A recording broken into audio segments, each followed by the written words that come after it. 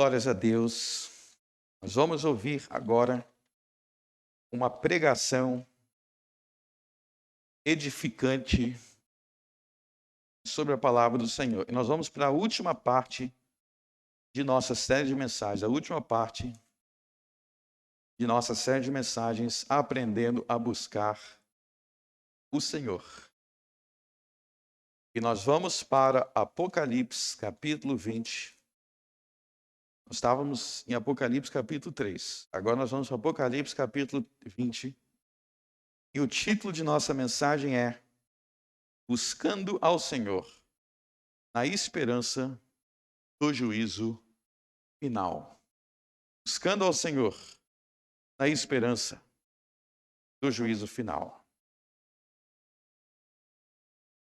E nós vamos ler a partir do verso 11. Apocalipse 20, a partir do verso 11. Diz assim a palavra do Senhor. E vi um grande trono branco, e o que estava sentado sobre ele, de cuja presença fugiu a terra e o céu. E não se achou lugar para eles. E vi os mortos, pequenos e grandes, que estavam diante de Deus. E abriram-se os livros. E abriu-se outro livro, que é da vida. E os mortos foram julgados pelas coisas que estavam escritas nos livros, segundo as suas obras. E deu o mar os mortos que nele havia. E a morte e o inferno deram os mortos que neles havia. E foram julgados cada um segundo as suas obras. E a morte e o inferno foram lançados no lago de fogo. Esta é a segunda morte. E aquele que não foi achado escrito no livro da vida foi lançado no lago de fogo. E vi um novo céu e uma nova terra, porque já o primeiro céu e a primeira terra passaram, e o mar já não existe. Eu, João, vi a cidade santa, a nova Jerusalém, que de Deus descia do céu, preparado como uma esposa adornada para o seu marido. Eu ouvi uma grande voz do céu que dizia: Eis aqui o tabernáculo de Deus está com os homens, pois com eles habitará, e eles serão o seu povo, e o mesmo Deus estará com ele, e será o seu Deus. E Deus limpará de seus olhos toda lágrima, não haverá mais morte, nem pranto, nem clamor, nem dor, porque já as primeiras coisas são passadas. E o que estava sentado sobre o trono disse: Eis que faço nova todas as coisas. E disse-me: Escreve, porque estas palavras são verdadeiras e fiéis. Disse-me mais: Está cumprido. Eu sou o Alfa e o Ômega, o princípio e o fim. A quem quer que tiver sede, de graça lhe darei da fonte da água da vida. Quem vencer, herdará todas as coisas, e eu serei seu Deus. Ele será meu filho. Mas quanto aos covardes, e aos incrédulos, e aos abomináveis, e aos homicidas, e aos fornicadores, e aos feiticeiros, e aos idólatras, e a todos os mentirosos, a sua parte será no lago que arde com fogo e enxofre, e é a segunda morte. Amém. Então, meus irmãos, nós estamos aqui naquilo que são os últimos capítulos da Bíblia. E nos últimos capítulos da Bíblia, o apóstolo João, ele teve uma visão do juízo final. O que nós acabamos de ler é a visão do apóstolo João do juízo final. E é sobre isso que nós vamos conversar hoje. O que é o juízo final? O juízo final, ele é chamado de final porque existem outros juízos de Deus ao longo da história. Quando nós lemos a Bíblia, desde o livro de Gênesis, nós vemos que ao longo da história, Deus está de tempos e tempos julgando diversos povos, julgando diversas nações, julgando diversos indivíduos, como por exemplo, lá no livro de Gênesis, Deus julgou Sodoma e Gomorra, depois ele julgou o Egito, depois ele julgou o próprio Faraó. Além disso, a Bíblia ensina que no momento que nós morremos, nós somos julgados. No momento de nossa morte, a nossa alma é julgada e aí nós vamos ou para o céu ou para o inferno. Só que todos esses julgamentos que existem ao longo da história, eles são o que nós chamamos de julgamentos temporais. Julgamentos temporais. Por que são julgamentos temporais? Porque são julgamentos que ocorrem ao longo do tempo e esses julgamentos não são finais, não são definitivos. Mas aqui, em Apocalipse 20, existe o juízo final, que será um julgamento último, definitivo e total. Ou seja, haverá um tempo em que Deus há de julgar todas as coisas que já existiram, todas as pessoas que já existiram, de todas as nações, de todos os povos. Esse será o juízo final. Será um juízo final porque depois desse juízo não haverá outros julgamentos, porque esse juízo dará fim a todo o mal que existe, como nós acabamos de ler aí. Esse juízo dará fim, será o ponto final a toda a maldade. Os juízos temporais, eles colocam um freio sobre o mal, mas não é um freio completo e total. Por exemplo, existiu o julgamento de Deus contra o Egito por meio de Moisés. Vocês lembram que Deus julgou o Egito por meio de Moisés. Mas esse julgamento, ele colocou um fim a um determinado pecado que existia ali, que era os egípcios escravizando os israelitas. Então aquele pecado acabou. Mas aquele juízo não acabou com todos os pecados que existem, não acabou com toda a maldade que existe. Então, existe na Bíblia os juízos temporais e existirá um dia o juízo final. E a grande pergunta é: quando é que esse juízo final vai acontecer? Quando é que esse juízo final vai acontecer? Se haverá um juízo final, será que a gente tem que descobrir a data para já começar falando, vamos começar a preparar aí, que vai acontecer no dia 24 de dezembro de 2021. Então vamos acelerando.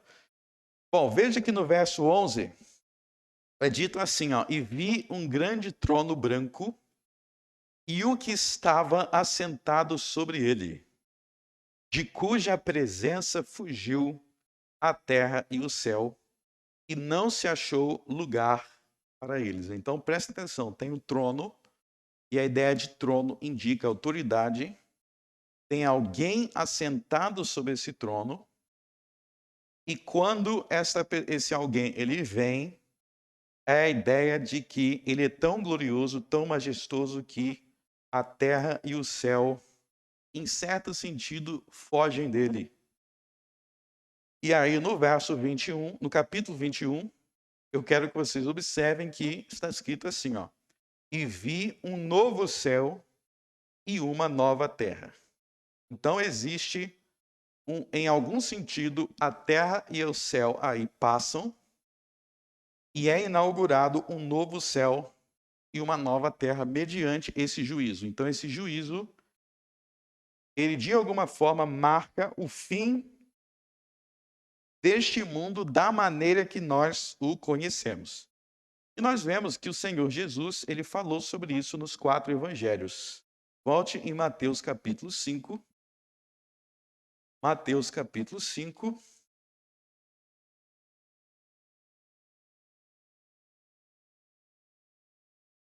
Olha o que Jesus disse em Mateus capítulo 5, versos 17 e 18.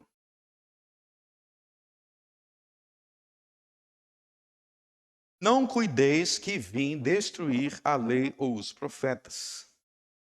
Não vim destruir, mas cumprir. Porque, em verdade vos digo, que até que o céu e a terra passem, nem um jota ou um tio jamais passará da lei, sem que tudo seja cumprido. Então veja que Jesus fala sobre até que o céu e a terra passem. Até que o céu e a terra passem. Agora vão para Mateus 24.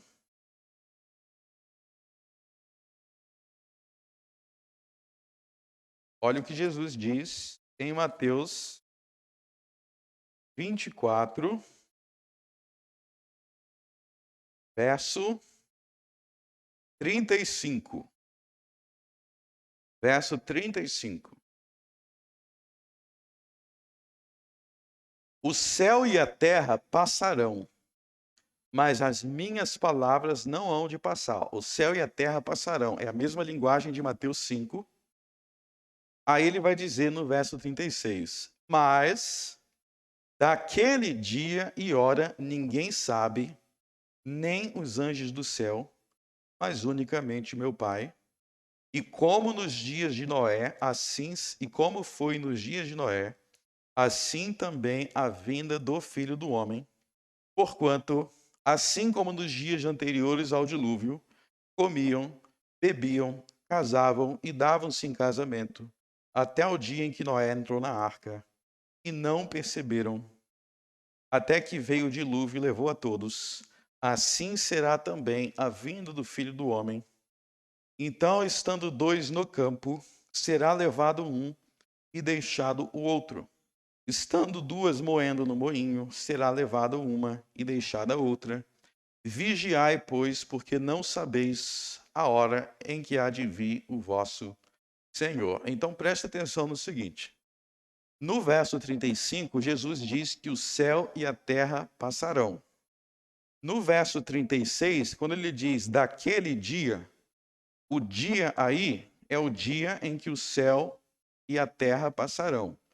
Então, no verso 36, ele está dizendo que ninguém sabe o dia em que o céu e a terra passarão. Ninguém sabe, então, respondendo a nossa pergunta. Quando é que vai ser? Dia 24 de 2021. O pessoal dizia antigamente que o mundo ia acabar em 2000, né?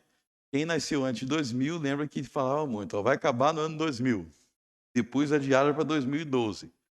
Por que ninguém acerta? Porque Jesus diz que ninguém vai saber o dia e a hora. E aí no verso 37, veja que Jesus se refere ao dia e a hora em que o céu e a terra passarão, como o dia e a hora da vinda do Filho do Homem. Então, Filho do Homem é um dos títulos de Jesus. O que significa esse título? Filho do Homem. Quer dizer que Jesus, ele é um verdadeiro homem. Vocês lembram que Jesus tem duas naturezas. Ele é homem, porque é filho do homem, e ele é Deus, ele é filho de Deus. Então, Jesus é Deus e ele é homem. Então, o mundo vai acabar com a vinda de Jesus, como nós vemos no verso 37. Um dia Jesus vai vir, e quando ele vier, o céu e a terra, da maneira que agora existe, eles passarão, eles deixarão de existir da forma que ele existe. Então veja que no verso 37, a vinda do Filho do Homem, deixa o dedo de vocês aí marcado e volte para Apocalipse 20.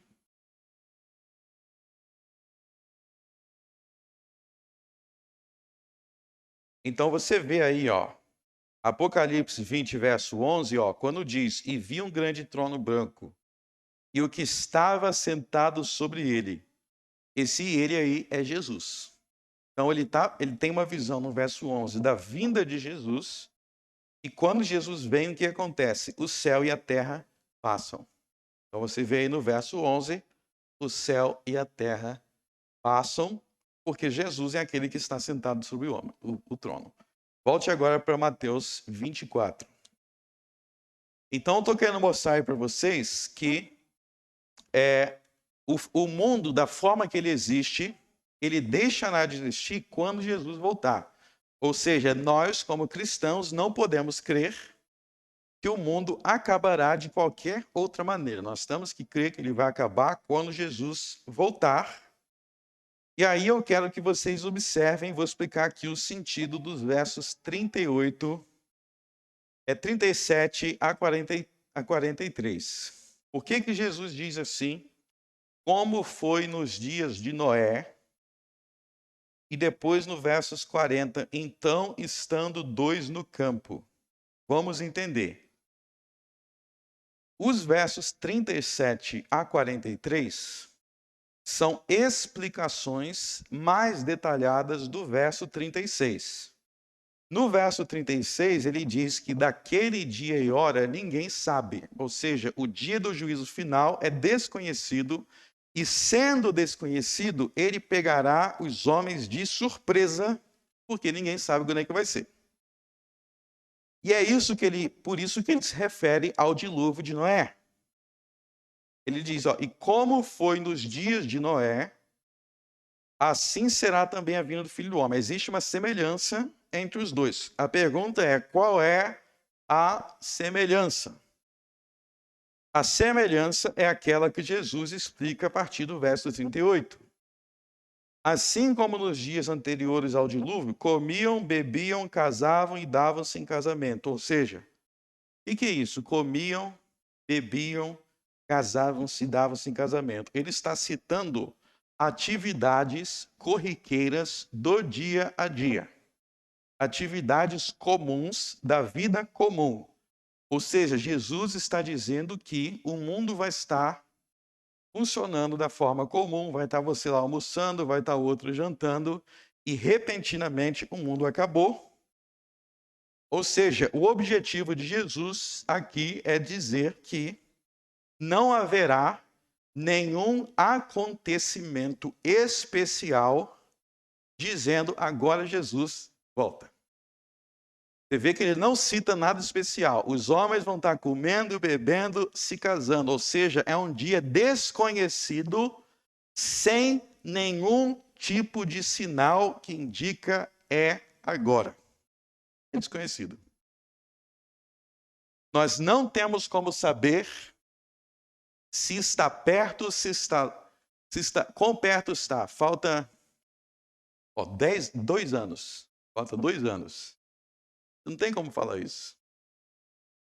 Então, e outra coisa, Jesus está aí nos versos 38 até o verso 43, até o verso 41, ele está se referindo às atividades normais de Gênesis capítulo 1. Se vocês lerem Gênesis capítulo 1, quando Deus criou o homem, o que Gênesis 1 enfatiza, Gênesis 1 e 2, enfatiza sobre a criação do homem. Gênesis 1 fala sobre o casamento, sobre a comida do homem e sobre o trabalho. São as 3 coisas que Gênesis 1 e 2 fala quando diz que Deus criou o homem. Diz lá que Deus criou macho e fêmea, multiplicai-vos, casando e dando casamento. Diz que Deus deu comida para Adão e Eva, comendo e bebendo. E diz que Deus mandou Adão trabalhar. Então você já sabe que esse negócio de ser vagabundo está contra a criação de Deus, porque Deus criou, já botou Adão. Adão, cuida do jardim. Você vai trabalhar aqui no jardim. Então, nos versos 40 a 41, ele está falando do trabalho. Estando 2 no campo, estando 2 moendo no moinho. Ele está falando de pessoas trabalhando nesses lugares. Então, o objetivo é citar atividades comuns do dia a dia e dizer: vai vir o juízo de Deus, o juízo final na vinda do Filho do Homem, em um dia comum, normal e corriqueiro, onde as pessoas vão estar fazendo as mesmas coisas que eram feitas desde o princípio do mundo, que é casar, comer e trabalhar. Vai ser mais um dia do mundo, e repentinamente o mundo acaba da forma com que nós o conhecemos. Então aqui vocês já viram que o casamento nunca vai acabar, né? Já viram que o casamento nunca vai acabar. Aquilo que Deus criou no princípio, trabalho, casamento, alimentação, vai permanecer até o fim, até quando o Filho do Homem vier. Podem voltar para Apocalipse 20. Então vocês já entenderam que Apocalipse 20, verso 11, Deus está falando sobre o juízo final, que é quando Jesus virá para julgar todos os homens. Mas agora eu quero enfatizar, quero focar nessa parte de terra e céu. E no capítulo 1, quer dizer, no capítulo 21, verso 1, um novo céu e uma nova terra, porque já o primeiro céu e a primeira terra passaram. Veja bem, muitas pessoas, quando leem na Bíblia falar sobre novo céu e nova terra, o entendimento que muitas pessoas têm é que esta terra que existe aqui, eu estou pisando aqui na terra, que é algo físico no qual nós vivemos, e esse céu que quando eu olho para cima tem a atmosfera terrestre, e essas coisas vão fisicamente deixar de existir, vão fisicamente deixar de existir, e aí como se Deus jogasse isso no lixo, apagou, e agora ele vai repetir o que ele fez lá em Gênesis 1, e ele vai criar um céu diferente e uma terra diferente. É isso que muitas pessoas imaginam. E eu quero mostrar para vocês que essa perspectiva está errada. Quando a Bíblia fala sobre o céu e a terra passando e sobre um novo céu e uma nova terra, ela não está falando sobre um novo céu e uma nova terra no sentido de um céu diferente e uma terra diferente. Mas é o sentido de um céu renovado. Novo é no sentido de renovado, um céu renovado e uma terra renovada. Ou seja, esta terra que agora existe e estes céus que agora existem experimentarão uma renovação e uma glorificação de uma forma que deixará de existir como é hoje, mas será glorificado. Nós vamos ver isso e a importância de entender isso em Romanos capítulo 8. Abra em Romanos capítulo 8.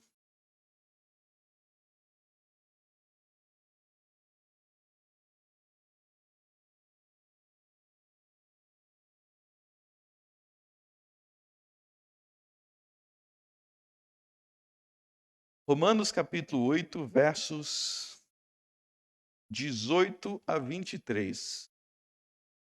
Preste atenção, essa passagem aqui é muito importante para entendermos. Porque para mim, tenho por certo que as aflições deste tempo presente não são para comparar com a glória que em nós há de ser revelada. Preste atenção aqui, ó. O apóstolo está dizendo que existem aflições deste tempo presente que a gente vive, tem aflições, mas que essas aflições, elas valem a pena a gente passar por ela, porque haverá uma glória futura que em nós há de ser revelada. Existe uma glória futura que vai ser revelado, ou seja, as coisas não vão continuar da forma que sempre estiveram. Agora nós vamos para o verso 20. Porque a criação ficou sujeita à vaidade, não por sua vontade, mas por causa do que a sujeitou, na esperança de que também a mesma criatura seja libertada da servidão, da corrupção, para a liberdade da glória dos filhos de Deus. Porque sabemos que toda a criação geme está juntamente com dores de parto até agora. E não só ela, mas nós mesmos, que temos a primícia do Espírito, também gememos em nós mesmos, esperando a adoção, a saber, a redenção de nosso corpo. Está vendo que no final do verso 23 ele fala sobre a redenção de nosso corpo? A redenção de nosso corpo. O que significa a redenção de nosso corpo? E aí vocês vão ver o que é isso no verso 11. Volta no verso 11.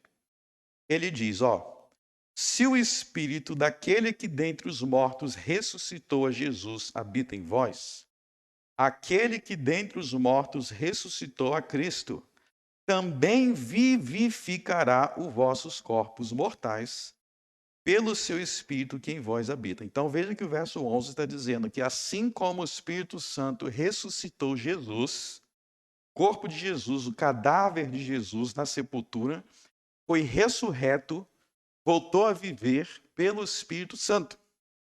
Ele está dizendo que no verso 11, nós, os que cremos em Jesus, no último dia, quando Jesus voltar, o mesmo Espírito que habitou em nós aqui, ele vai nos ressuscitar também.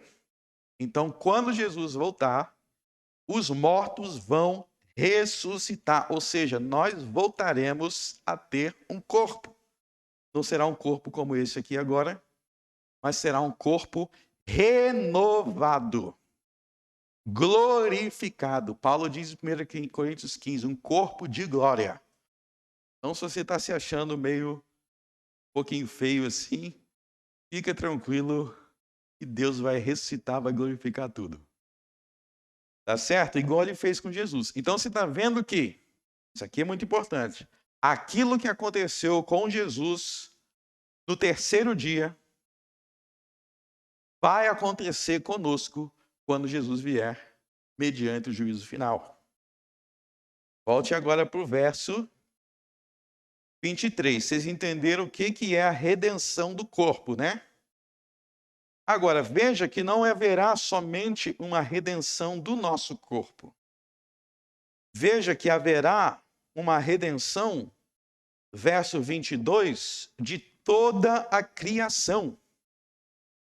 Então, veja que existe uma perspectiva de que não só os seres humanos, mas toda a criação, no verso 20, no verso 21, toda a criação será libertada.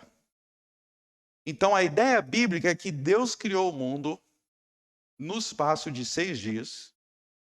No sétimo dia, ele descansou. E o descanso de Deus quer dizer que ele parou de criar. Ele descansou da obra de criação. Deus parou de criar e era tudo muito bom, era tudo muito perfeito. Só que aí entrou algo no mundo e, em certo sentido, perturbou o descanso de Deus. A ideia é que tem algo que nós fizemos que perturbou esse descanso de Deus, e foi o pecado. Então, o pecado, o que é o pecado? O pecado é a corrupção, é a destruição, é a mácula sobre aquilo que Deus criou. O homem que foi criado à imagem de Deus, ele destruiu essa imagem. É como se você tivesse um espelho, aí você vai lá e dá um soco no espelho, aí você olha, está aquela imagem distorcida. É como se você tivesse uma Ferrari, você pega um taco e começa a bater. Tem algo que existia ali que foi destruído, maculado, manchado. Isso é o pecado. E nós aprendemos no Gênesis que o pecado fez com que toda a terra fosse amaldiçoada. O pecado, inclusive, maculou o próprio céu, o paraíso, porque o pecado também existiu nos anjos. Então, o que esse texto está dizendo é que a criação como todo, ela foi maculada, ela foi destruída, A gente olha ao nosso redor e a gente vê tudo destruído, tudo maculado. Mas existe aqui, como nós vemos, uma esperança de que a criação seria redimida, a criação seria salva. Então veja que a gente vai ver que o novo céu e a nova terra não é um céu diferente, uma terra diferente, mas é assim como nós somos novas criaturas. Abra em 2 Coríntios capítulo 5.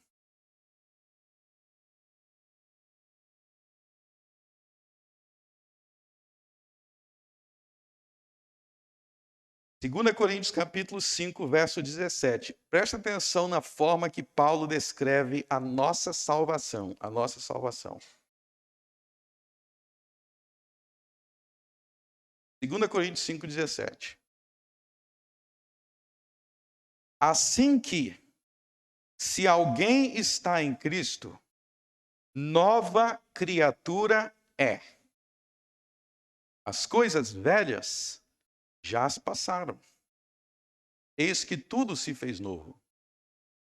Olha só, se alguém está em Cristo, nova criatura é, as coisas velhas já passaram, eis que tudo se fez novo. Então vejam que aqui, quando Paulo vai falar de uma conversão, de uma pessoa que foi convertida por Jesus, ele vai usar a mesma linguagem que o Apocalipse usa para falar do novo céu e nova terra.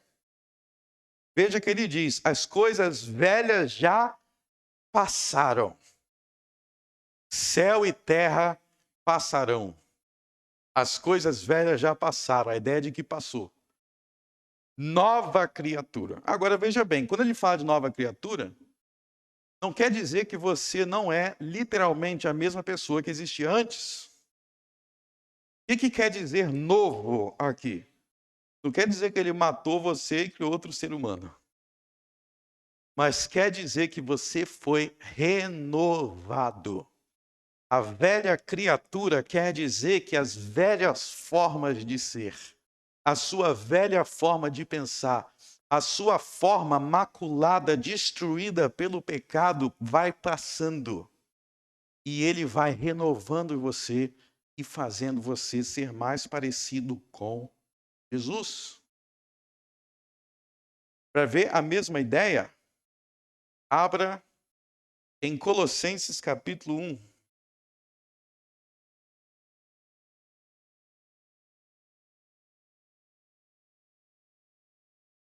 Colossenses capítulo 1.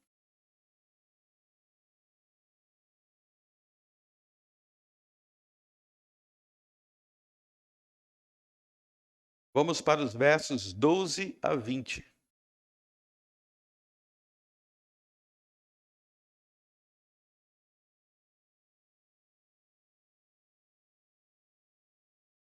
Então vamos, verso 13. O qual nos tirou da potestade das trevas e nos transportou para o reino do Filho do seu amor. Olha só, quando nós nos convertemos, o que acontece? A gente é retirado do reino das trevas e Deus nos coloca em um novo reino, o reino do Filho do seu amor. Verso 14.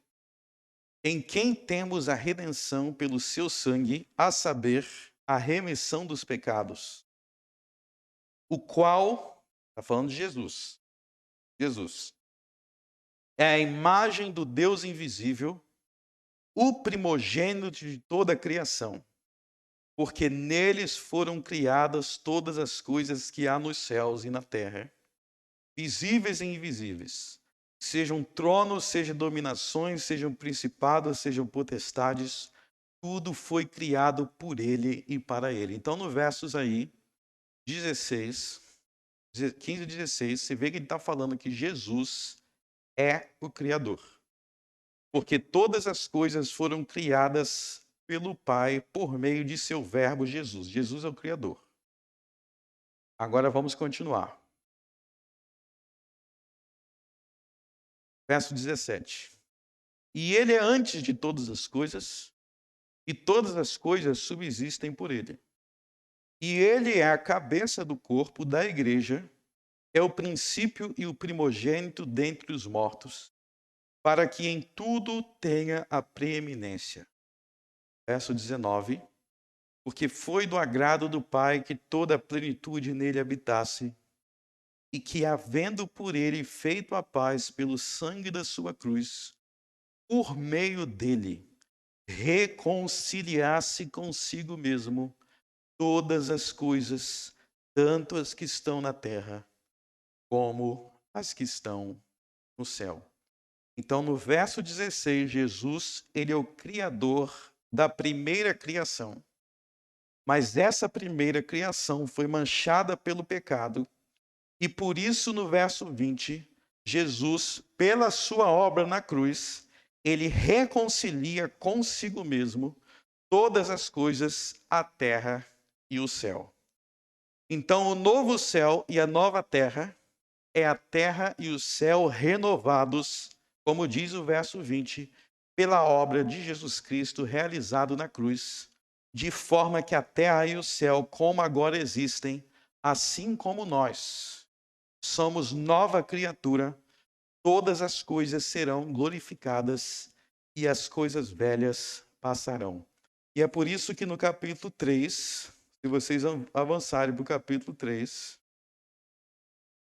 vocês vão ver, a partir do verso 5, diz assim: mortificai, pois, os vossos membros que estão sobre a terra, a fornicação, a impureza, a afeição desordenada, a vil concupiscência, a avareza, que é a idolatria, pelas quais coisas vem a ira de Deus sobre os filhos da desobediência, as quais também em outro tempo andastes, quando vivias nelas. Mas agora, despojai-vos também de tudo, da ira, da cólera, da malícia, da maledicência, das palavras torpes da vossa boca. Não mintais uns aos outros, pois que, agora preste atenção, já vos despistes do velho homem com os seus feitos. O velho homem. E vos vestistes do novo homem, que se renova, para o conhecimento segundo a imagem daquele que o criou. E aí ele vai falar de todas as coisas boas que é o novo homem. Então vamos entender.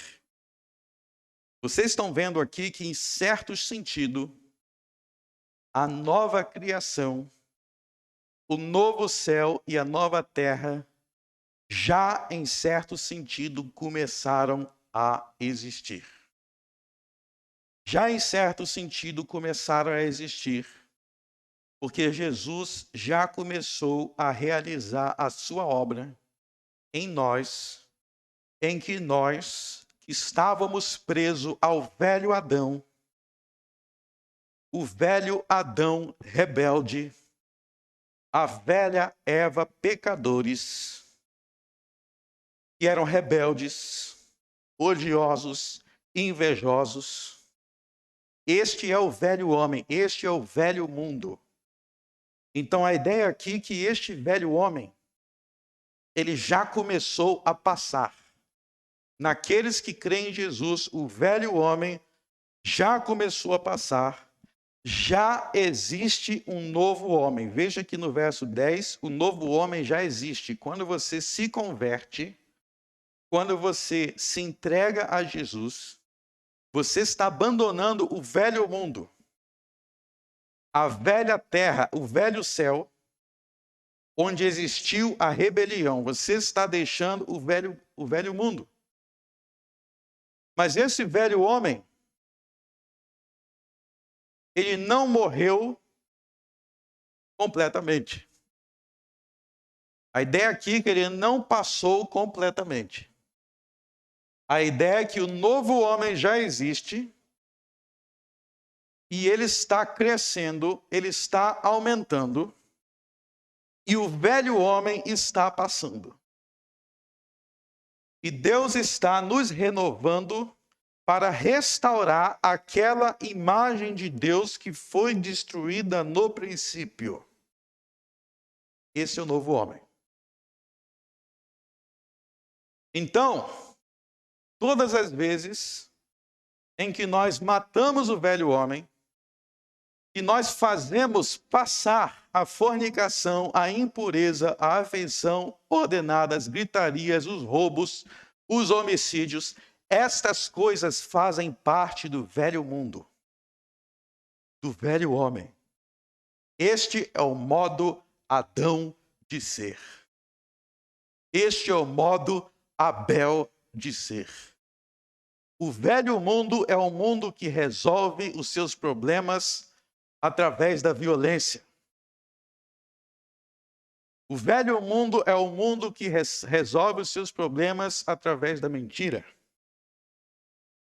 O velho mundo é o mundo em que Adão odiou a sua esposa e que a sua esposa queria mandar e governar em Adão. O mundo do maltrato do marido e da mulher. O mundo do homicídio, da inveja, da matança, da avareza, da concupiscência. Este é o velho mundo que Jesus Cristo veio fazer passar.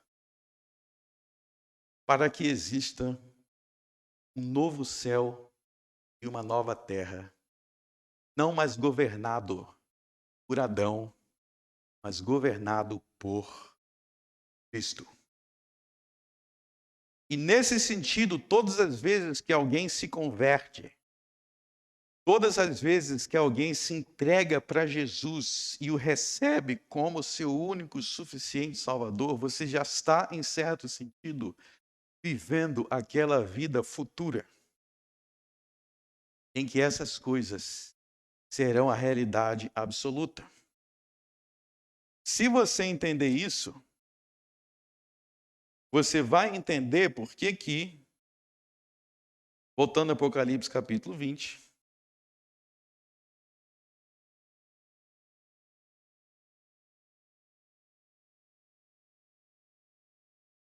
por que nós aprendemos que, mediante esse juízo final, existem determinadas pessoas que não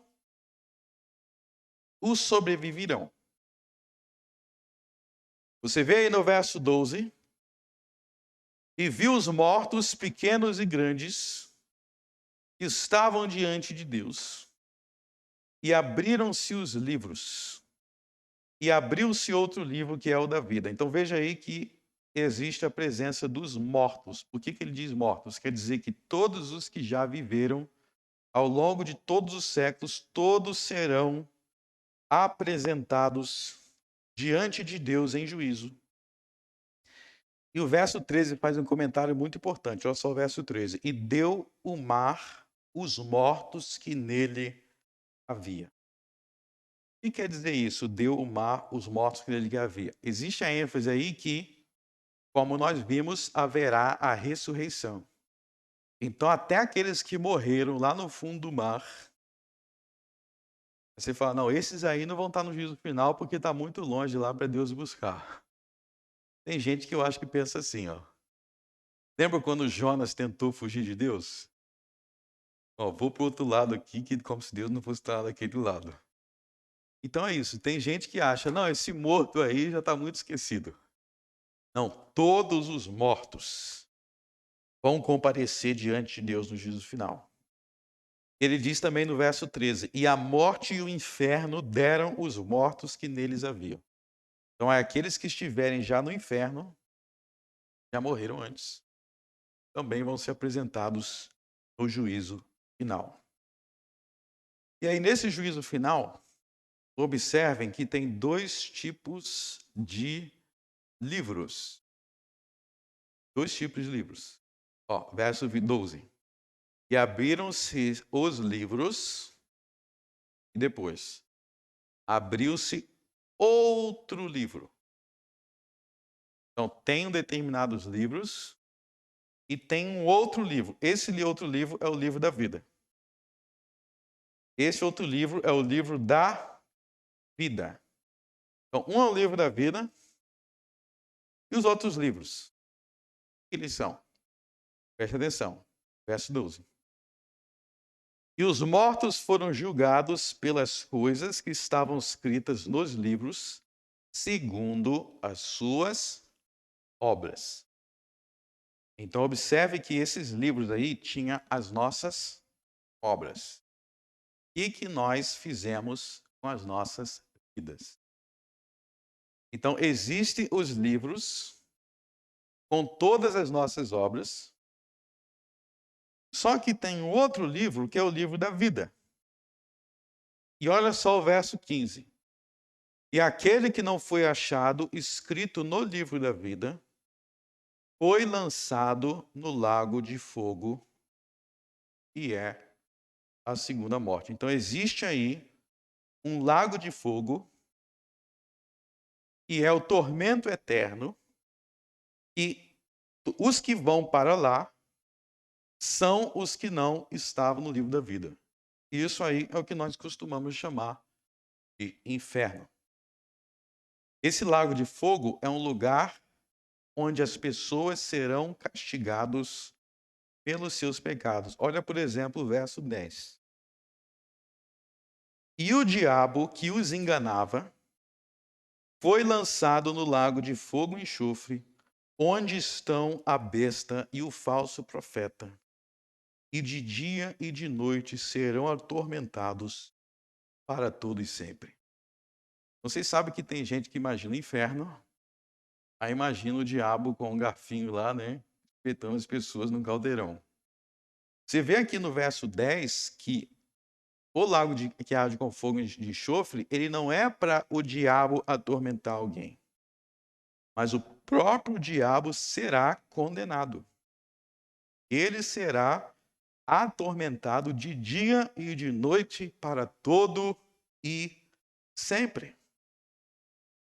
Então, no capítulo aí, nós estamos aprendendo que o diabo será julgado, que todos nós seremos julgados, e que, mediante esse juízo, haverá um novo céu e uma nova terra, mas neste novo céu e nessa nova terra, só vai entrar quem tivesse o seu nome escrito no livro da vida, ou seja, quem nesta vida já tiver se tornado uma nova criatura, uma nova criação. Ou seja, ser uma nova criatura, uma nova criação, como nós lemos aqui em 2 Coríntios capítulo 5, verso 17 e 21, é se alguém está em Cristo. A ideia aqui é que Deus vai, em sua obra de recriar todas as coisas, só vai haver lugar para os que já nesta vida foram novas criaturas, em que as coisas velhas já passaram. Por isso que diz no verso 21, verso 7 e verso 8 do capítulo 21. Quem vencer herdará todas as coisas. E eu serei seu Deus, e ele será meus filhos. Mas quanto aos incrédulos, quer dizer, quanto aos covardes, o que significa covarde? Algumas traduções trazem a palavra tímido. Vocês pensam assim, tímido? Tem vergonha de falar em público?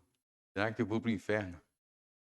Não, tímido, covarde aí é a falta de coragem de se comprometer com Deus. De Deus. Os covardes, os tímidos não têm coragem de se assumir como um filho de Deus, como servo de Jesus. Os incrédulos, os homicidas, os fornicadores, ou seja, todos esses aí, eles fazem parte do velho mundo. eles fazem parte da velha terra, do velho Adão, do velho Abel. Essa é a velha forma de fazer as coisas que já passou, porque ele viu um novo céu e uma nova terra onde habita somente a justiça. E aos feiticeiros, sabe o que são os feiticeiros? O Brasil tem muitos feiticeiros, muitos. E aqui ele está dizendo que esses feiticeiros hão de passar também. Eles não vão entrar no novo mundo, porque eles não eram novas criaturas. Os idólatras são aqueles que adoram falsos deuses ou que corrompem o culto do Deus verdadeiro ou que adora qualquer outra coisa no lugar de Deus. Esses não terão lugar no novo mundo. Nem mesmo os mentirosos. Se eles não terão lugar no novo mundo porque essas coisas já passaram, qual será o lugar deles? A sua parte será no lago que arde, com fogo e enxofre. Olha só que triste.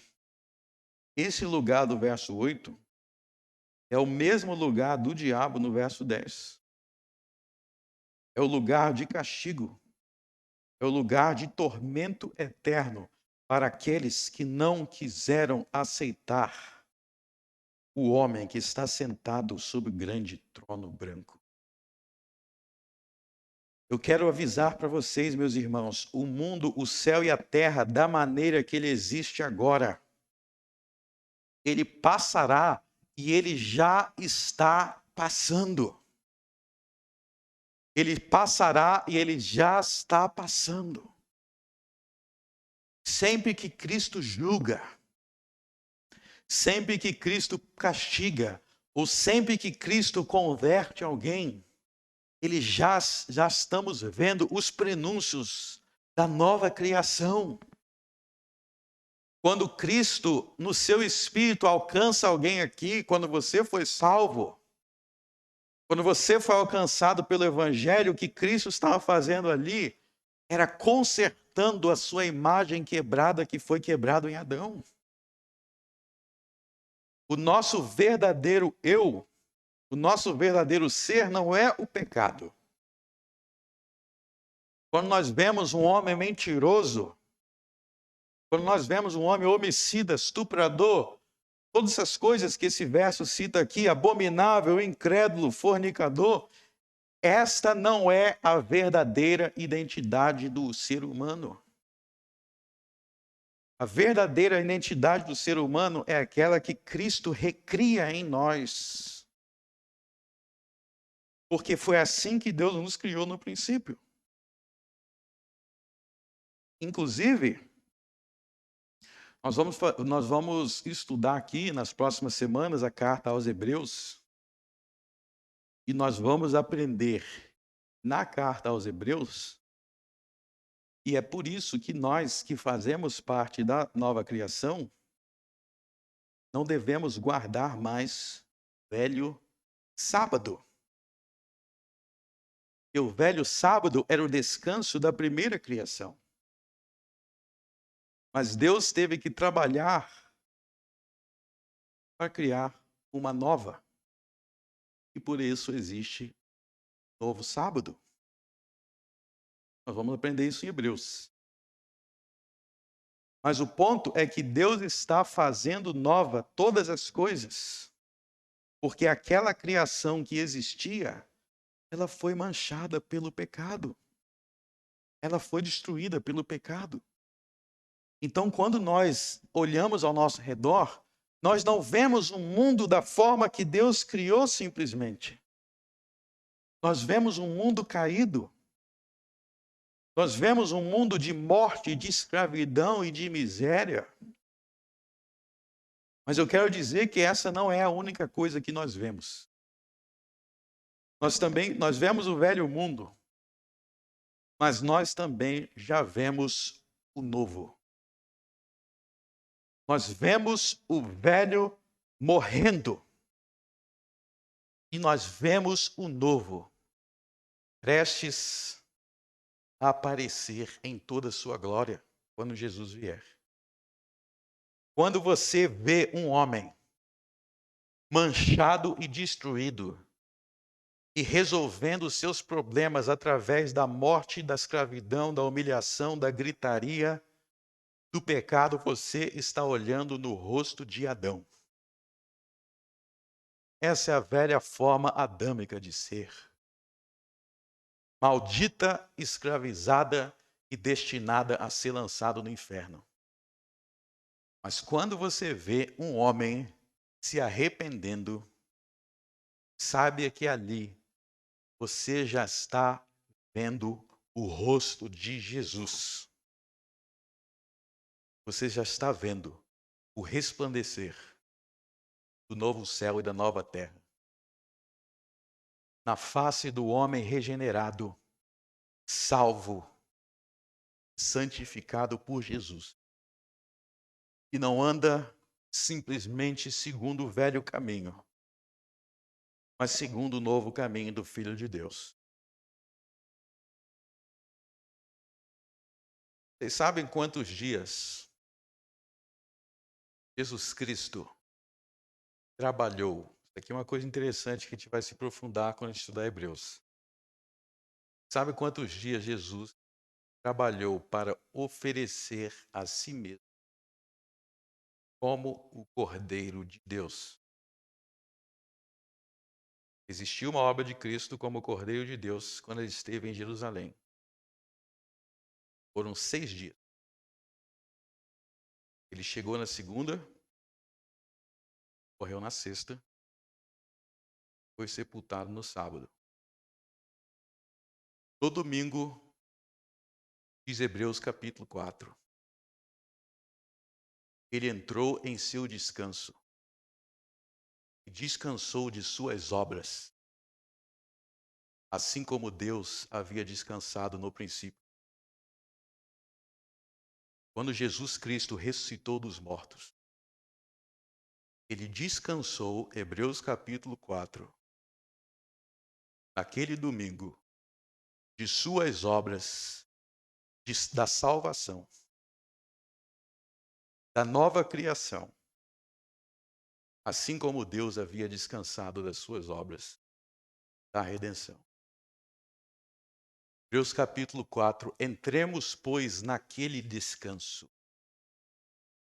Entremos no descanso do Filho de Deus. Não permaneça, meus irmãos, no velho mundo.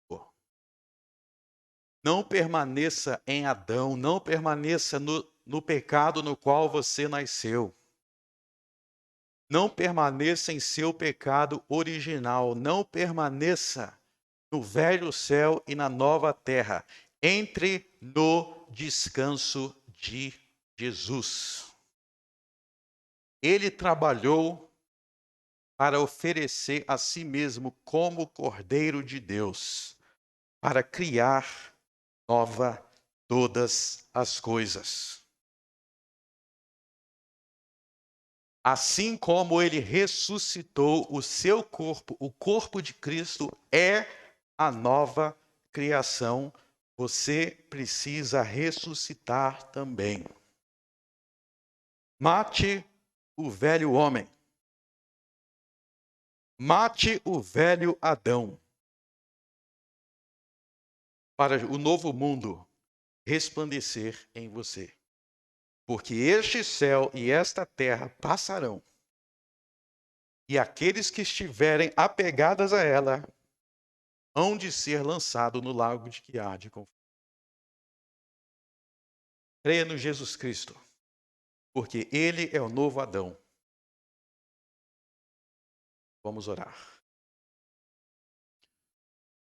Senhor, nosso Deus, nosso Pai, graças te damos, porque Jesus Cristo faz nova todas as coisas.